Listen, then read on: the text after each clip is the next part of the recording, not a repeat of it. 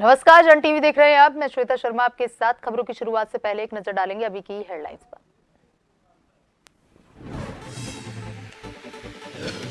उत्तराखंड में पीएम मोदी ने किया शंखनाद। अब जेपी नड्डा 2 दिन तक संभालेंगे कमान। 4 अप्रैल को नड्डा की पिथौरागढ़ और विकास नगर में रैली। 5 अप्रैल को हरिद्वार में करेंगे रोड शो। तैयारियां जोरों पर। लोकसभा चुनाव के मद्देनजर उत्तराखंड में लगातार मंत्रियों के दौरे। वीआईपी मूवमेंट को लेकर पुलिस प्रशासन और एजेंसियां अलर्ट। पुलिस और अर्धसैनिक बल कर रहे फ्लैग मार्च। आंतरिक बॉर्डर व चेक पोस्टों पर लगातार निगरानी। लोकसभा चुनावों में परिवहन विभाग पर बड़ा भार। 1600 वाहनों को किया अधिग्रहण। पोलिंग पार्टियों को मतदान केंद्रों तक पहुंचाना परिवहन विभाग की जिम्मेदारी। आचार संहिता लगने के बाद पुलिस प्रशासन की ताबड़तोड़ कार्रवाई। अकेले हल्द्वानी में 20 लाख की शराब, 54 लाख की ड्रग्स जब्त, 21 लाख नगद बरामद। 101 लोगों पर लगी गुंडा एक्ट। चुनावों के साथ साथ चारधाम यात्रा को लेकर भी शासन प्रशासन की तैयारियां जारी। गंगोत्री धाम में सफाई कार्य शुरू। अधिकारियों की निगरानी में हो रहा काम। अभी तक 15,000 से भी ज्यादा भक्त कर चुके हैं दर्शन।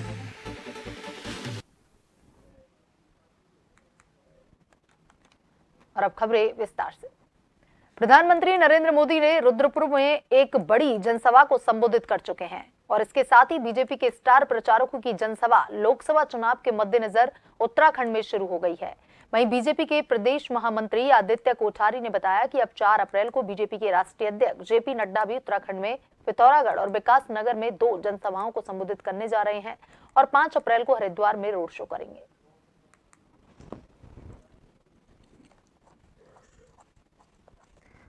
प्रधानमंत्री नरेंद्र मोदी ने रुद्रपुर में एक बड़ी जनसभा को संबोधित किया था। भारतीय जनता पार्टी के राष्ट्रीय अध्यक्ष आदरणीय जेपी नड्डा जी 4 तारीख को पिथौरागढ़ में एक जनसभा को संबोधित करेंगे और दोपहर के बाद टिहरी लोकसभा के विकास नगर में दूसरी जनसभा होगी और उसी दिन शाम को टिहरी लोकसभा की कोर कमेटी की बैठक भी आयोजित की गई है। रात्रि विश्राम नड्डा जी का देहरादून में रहेगा और 5 तारीख को देहरादून से चल करके हरिद्वार में एक रोड शो का कार्यक्रम रखा गया है।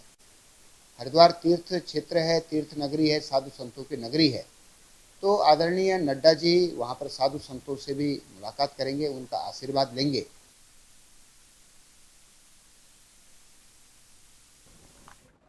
लोकसभा चुनाव में प्रचार प्रसार को लेकर के 4 अप्रैल को भारतीय जनता पार्टी राष्ट्रीय अध्यक्ष जगत प्रकाश नड्डा के प्रस्तावित कार्यक्रम पिथौरागढ़ में है।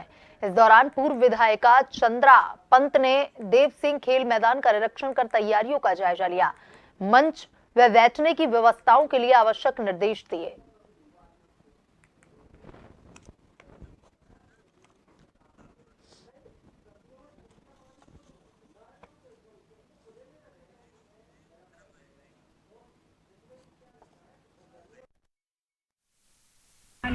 राष्ट्रीय अध्यक्ष जी का जो 4 तारीख का कार्यक्रम है, हमने ऐतिहासिक मैदान पर उनकी सभा का आयोजन किया है। इसकी बड़े भव्य रूप से तैयारी चल रही है और यहाँ का जो कार्यक्रम होगा और सारे भारतीय जनता पार्टी के कार्यकर्ताओं में एक उत्साह है कि हमारे राष्ट्रीय अध्यक्ष हमारे बीच आ रहे हैं और उनका संबोधन हमको मिलेगा। उसके लिए हमारे यहाँ पूरी तैयारी चल रही है और इस विधान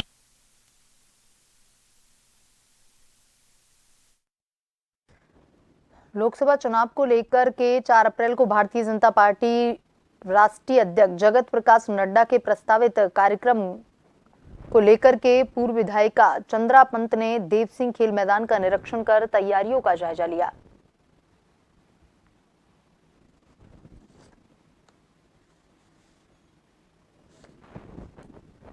और साथ ही आवश्यक दिशा निर्देश दिए गए।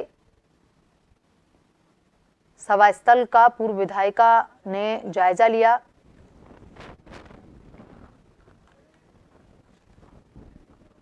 और इसी खबर पर ज्यादा जानकारी के साथ हमारे bureau chief SN Pant online पर जुड़ चुके हैं। एसएन पंत, कल प्रधानमंत्री नरेंद्र मोदी ने उत्तराखंड से चुनावी सभा का आगाज कर दिया है और वहीं अब जेपी नड्डा भी आने वाले हैं।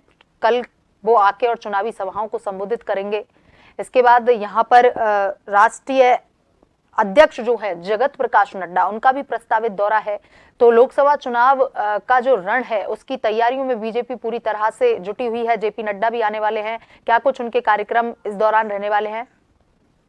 बिल्कुल श्वेता, आपको बताना चाहूंगा, उत्तराखंड में लोकसभा चुनाव 2024 का जो रण है वो पूरे तरीके से सज चुका है। सबकी सेनाएं सजी हुई है। स्टार प्रचारक अब पहुंचने का सिलसिला शुरू हो गया है। अपनी अपनी सूचियों को इलेक्शन कमीशन ऑफ इंडिया को भेजा गया है कि किस तरीके से ये चुनाव प्रचार आगे होगा, क्योंकि उत्तराखंड में प्रथम चरण में मतदान होना है। ऐसे में राजनीतिक दल ज्यादा से ज्यादा कोशिश कर रहे हैं लोगों तक पहुंच सके, जनसंपर्क अभियान कर सके, अपनी बात लोगों तक बता सके और विरोधियों की बातों की काट को लेकर के भी जनता के बीच में जा रहे हैं। जहां तक भारतीय जनता पार्टी का सवाल है तो भारतीय जनता पार्टी की तरफ से 40 ऐसे उम्मीदवार हैं, 40 ऐसे बड़े नाम हैं जो कि भारतीय जनता पार्टी के तमाम प्रत्याशी यानी 5 लोकसभा सीटों के लिए स्टार प्रचारक के तौर पर कैंपेन को करेंगे, जिसमें प्रधानमंत्री ने इसकी शुरुआत की है। आपने देखा होगा कि किस प्रकार से कुमाऊं मंडल में 2 लोकसभा सीट आती है, एक अल्मोड़ा और दूसरी नैनीताल उधम सिंह नगर। यानी अल्मोड़ा और नैनीताल उधम सिंह नगर लोकसभा की जनता को संबोधित करते हुए प्रधानमंत्री ने तमाम बातें कल रुद्रपुर से कही है। उन्होंने सीधे तौर पर कहा है कि उत्तराखंड का ही ये दशक होगा और उत्तराखंड में ही जिस तरीके से विकास की योजनाएं वर्तमान में सरकार ने संचालित की है वो संगठन के स्तर पर हो, चाहे राज्य सरकार के स्तर पर हो, चाहे भारत सरकार के स्तर पर हो, लगातार आगे बढ़ रही है।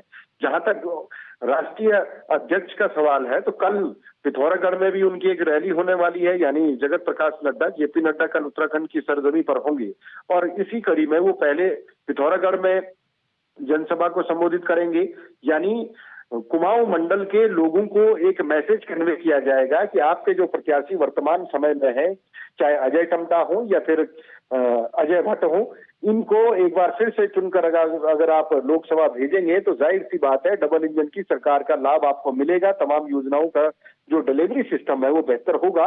इस बात को प्रधानमंत्री ने भी संदेश के माध्यम से बताया और अब जेपी नड्डा आ रहे हैं और उसके बाद, क्योंकि एक तरफ पिथौरागढ़ का कार्यक्रम है, उसके बाद विकासनगर का कार्यक्रम होगा। यानी टिहरी लोकसभा सीट पर भी जनता को संबोधित किया जाएगा, जनसभा को वो संबोधित करेंगे। और इसके अलावा उसके बाद हरिद्वार लोकसभा सीट में 5 तारीख को जगत प्रकाश नड्डा यानी भारतीय जनता पार्टी के राष्ट्रीय अध्यक्ष पहुंचेंगे। वो सबसे पहले संतों से मुलाकात करेंगे, उनका आशीर्वाद लेंगे। यानी साधु संत समाज को अपने पक्ष में मतदान करने की अपील भी करेंगे और अपने प्रत्याशी, क्योंकि हरिद्वार से भारतीय जनता पार्टी ने पूर्व मुख्यमंत्री त्रिवेंद्र सिंह रावत को मैदान में उतारा है, तो ऐसे में उनके पक्ष में भी मतदान करने की वो अपील करेंगे। तो सिर्फ जगत प्रकाश नड्डा या प्रधानमंत्री का दौरा नहीं है, बल्कि इसके बाद अमित शाह का दौरा है, राजनाथ सिंह का दौरा है और लगातार जो 40 नाम इस सूची में दिए गए वो लगातार दौरे करेंगे। और एक चुनावी जो माहौल है, क्योंकि 19 तारीख को पहले चरण का मतदान होना है, ऐसे में तमाम तैयारियों के साथ भारतीय जनता पार्टी हर मोर्चे पर अपने आप को आगे रख रही है।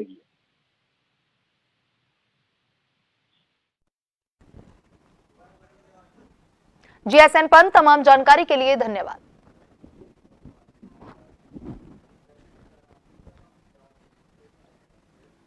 कैबिनेट मंत्री गणेश जोशी द्वारा देहरादून में भाजपा सेवानिवृत्त कर्मचारी प्रकोष्ठ उत्तराखंड द्वारा आयोजित सम्मेलन में बतौर मुख्य अतिथि कार्यक्रम में प्रतिभाग किया गया। कार्यक्रम का शुभारंभ कैबिनेट मंत्री गणेश जोशी द्वारा दीप प्रज्वलित कर किया गया। कार्यक्रम में टिहरी लोकसभा सीट से भाजपा सांसद प्रत्याशी माला राज्य लक्ष्मी शाह और राज्य मंत्री विनय रूहेला भी उपस्थित रहे। कार्यक्रम को संबोधित करते हुए कैबिनेट मंत्री गणेश जोशी ने कहा कि जब से पीएम मोदी ने देश की कमान संभाली, देश में कई अभूतपूर्व विकास कार्य हुए।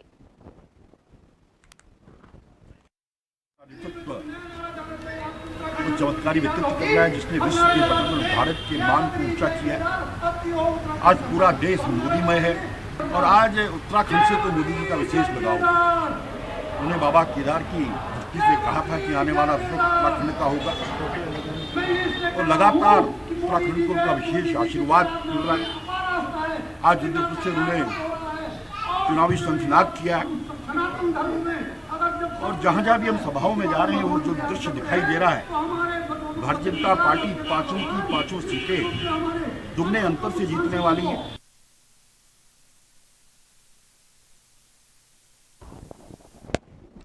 प्रदेश में 19 अप्रैल को लोकसभा चुनाव के लिए मतदान होना है, जिस कड़ी में कई केंद्रीय मंत्रियों के उत्तराखंड दौरे भी प्रस्तावित है।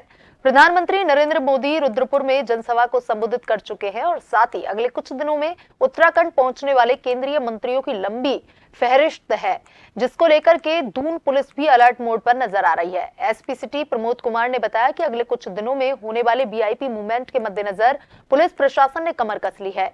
वीआईपी मूवमेंट में सुरक्षा व्यवस्था के दृष्टिगत अधिक संख्या में पुलिस बल की तैनाती की जाएगी। साथ ही इस दौरान ट्रैफिक व्यवस्था भी सुचारू रूप से चले, इसके लिए भी रोड मैप तैयार किया जा रहा है।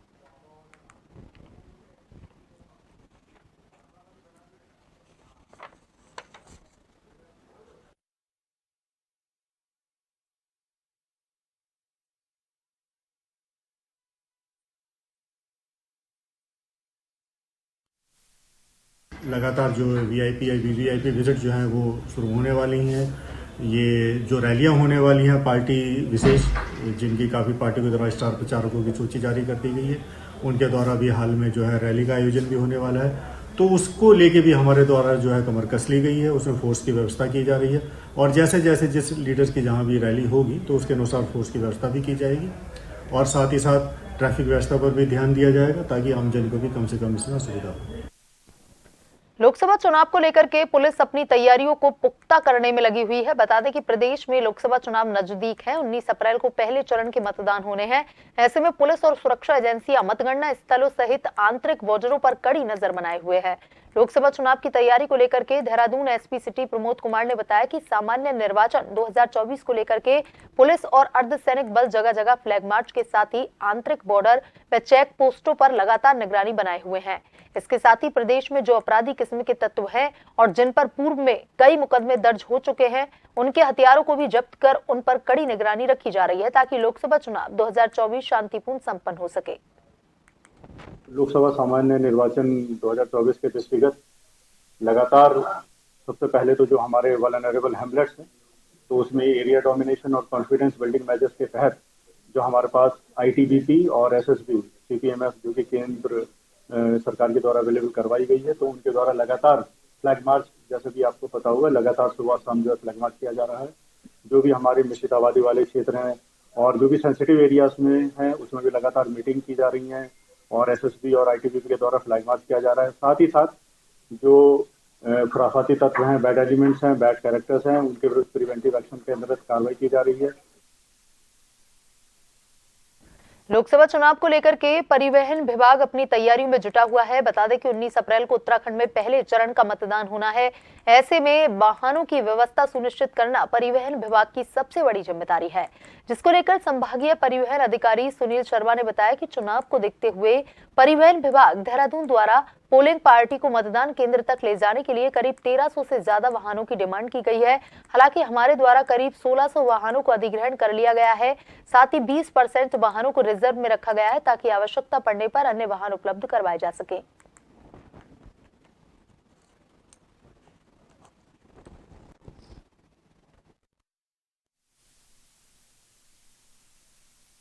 आरटीओ ऑफिस देहरादून है, वो एक नोडल एजेंसी है जो चारों जिलों में चुनाव की समीक्षा कर रहे हैं। साथ में देहरादून जिले के अंदर भी व्यवस्था कर रहे हैं। इसके अंतर्गत अगर सिर्फ देहरादून जिले का लिया जाए तो देहरादून जिले में अब तक जो डिमांड प्राप्त हुई है 1398 वाहन की डिमांड प्राप्त हुई है, जिसके अंदर एमसीसी में लगे सारे अधिकारियों के लिए वाहन, पोलिंग पार्टी के लिए वाहन, पुलिस के लिए वाहन और जो अन्य राज्यों से हमें पैरामिलिट्री फोर्सेस आएंगी उनके लिए वाहन प्रोवाइड किए जा रहे हैं। इसको दृष्टिगत हमारे द्वारा 1674 वाहन को अधिग्रहण कर दिया गया है, जिसमें 20% रिजर्व रखे गए। लोकसभा कांग्रेस प्रत्याशी प्रकाश सिंह जोशी के चुनावी कार्यालय का विधिवत रूप से पूजा अर्चना कर शुभारंभ किया गया। कार्यालय में मौजूद कार्यकर्ताओं को मिष्टान वितरण किया गया।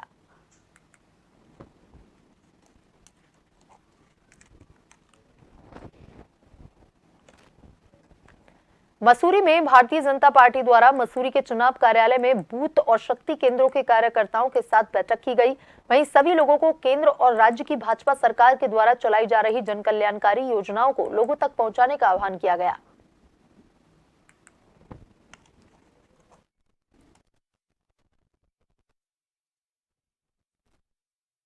माहौल आज देश के अंदर बना हुआ है। जो मोदी जी के द्वारा काम किए गए हैं, सेंटर द्वारा जो काम किए गए हैं, प्रदेशों द्वारा जो काम किए गए हैं, उसको जनता भली भांति परिचित है। विपक्ष कहीं पर भी किसी भी छोर पर खड़ा हुआ नजर नहीं आ रहा है। तो आने वाला समय ये नहीं, आने वाले कई वर्षों तक भाजपामय होने जा रहा है और आगे भी भाजपा ही रहेगी। भाजपा की अपनी एक अलग ही रीति नीति है। वो किसी भी चुनाव को हल्के में नहीं लेती है। चुनाव के तरीके से लड़ा जाता है। काम कितना भी हो जाए, मगर जो अपनी संगठन की दृष्टि से हम लोगों की काम करने की नीति है, जो परिपाटी है, उसको हम कभी भी भूलते नहीं है, उसको कभी छोड़ते नहीं है। लगातार बैठकों का दौर जारी रहता है। अपर मुख्य निर्वाचन अधिकारी विजय कुमार जोगदंडे ने सचिवालय स्थित मीडिया सेंटर में प्रेस ब्रीफिंग करते हुए भारत निर्वाचन आयोग द्वारा मीडिया के संबंध में दिए गए निर्देशों की जानकारी दी। उन्होंने कहा कि मतदेय स्थल और मतगणना केंद्र पर केवल प्राधिकृत पास धारक मीडिया प्रतिनिधि गणों को ही प्रवेश की अनुमति होगी। भारत निर्वाचन आयोग द्वारा उपलब्ध करवाया गया प्राधिकार पत्र ही प्रवेश के लिए अनुमान्य होगा।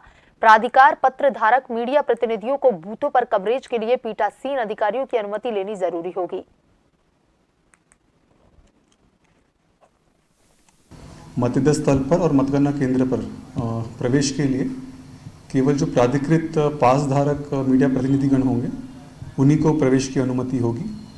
उसके लिए सभी जो हमारे पत्रकार बंधु हैं या मीडिया प्रतिनिधिगण हैं, आपको अपना विवरण जो है सूचना विभाग के पास उपलब्ध कराना होगा और जो पंजीकृत होंगे उन्हीं को इसकी सुविधा प्राप्त हो सकती है। ईसीआई के द्वारा उपलब्ध कराया गया प्राधिकार पास ही अनुमन्य होगा प्रवेश के हेतु। इसका जो उपयोग होगा, जो हम पासेस आपको अवेलेबल कराएंगे, इसका उपयोग आप बूथ में जाकर जो भी आपका सूचना का कवरेज होता है उसको आप कर सकते हैं। मसूरी में राष्ट्रीय राजमार्ग विभाग द्वारा मसूरी गांधी चौक से 0 पॉइंट राष्ट्रीय राजमार्ग 707 के मरम्मत का कार्य किया जा रहा है, परंतु सड़क का डामरीकरण न कर सड़क पर टाइल्स लगाने का काम किया जा रहा है, जिसका स्थानीय लोगों द्वारा विरोध शुरू कर दिया गया है। पूर्व पालिका अध्यक्ष ओपी उनियाल ने कहा कि मसूरी गांधी चौक से 0 पॉइंट तक बड़े बड़े वाहन भारी संख्या में रोज चलते हैं। ऐसे में सड़क पर टाइल बिछाई जाना औचित्यहीन है। उन्होंने कहा कि मसूरी गांधी चौक से 0 पॉइंट तक राष्ट्रीय राजमार्ग द्वारा सड़क का मरम्मत का काम किया जा रहा है। ऐसे में पूर्व में सड़क का डामरीकरण किया गया था, परंतु इस बार राष्ट्रीय राजमार्ग के अधिकारी सड़क पर टाइल्स बिछाई जाने का प्रस्ताव लेकर आया है, जिससे आने वाले समय में लोगों को भारी परेशानियों का सामना करना पड़ेगा।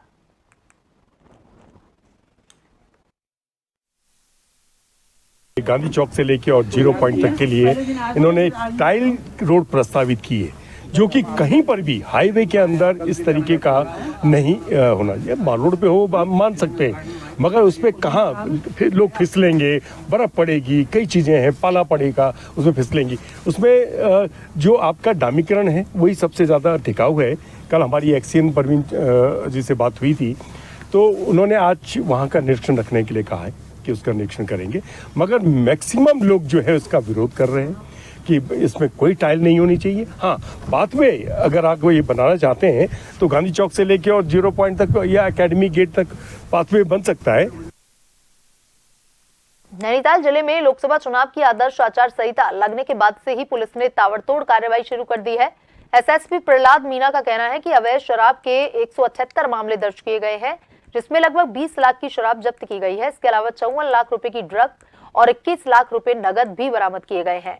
साथ ही 101 लोगों पर गुंडा एक्ट के तहत कार्रवाई की गई है और 6000 से अधिक शस्त्र अब तक जमा करवाए गए हैं। इसके अलावा निष्पक्ष एवं पारदर्शी चुनाव के मद्देनजर पुलिस प्रशासन लगातार कार्रवाई कर रहा है और सुरक्षा के मद्देनजर भी पुख्ता इंतजाम किए गए हैं। के बाद में हमारे द्वारा 178 केसेज जो हैं अब तक किए गए हैं, जिसमें लगभग 5,500 लीटर जो है शराब की बरामदी की गई है। इसकी कीमत अगर देखें तो 20 लाख रुपए के आसपास की कीमत इसकी है। इसके साथ ही हमने जो है लगभग 54 लाख रुपए का जो है ड्रग भी बरामद किया है और 21 लाख रुपए कैश बरामदगी भी हमारे द्वारा की गई है।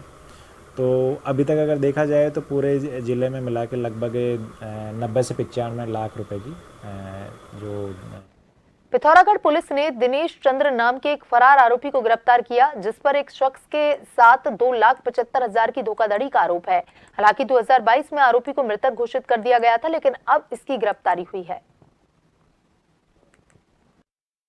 चला जा रहा था, जिसके तहत पिथौरागढ़ पुलिस को एक बड़ी कामयाबी हाथ लगी है, जिसमें पिछले 15 साल से मफरूर चल रहे कोतवाली पिथौरागढ़ के एक मफरूर दिनेश चंद्र पुनेड़ा पुत्र जीवन चंद्र पुनेड़ा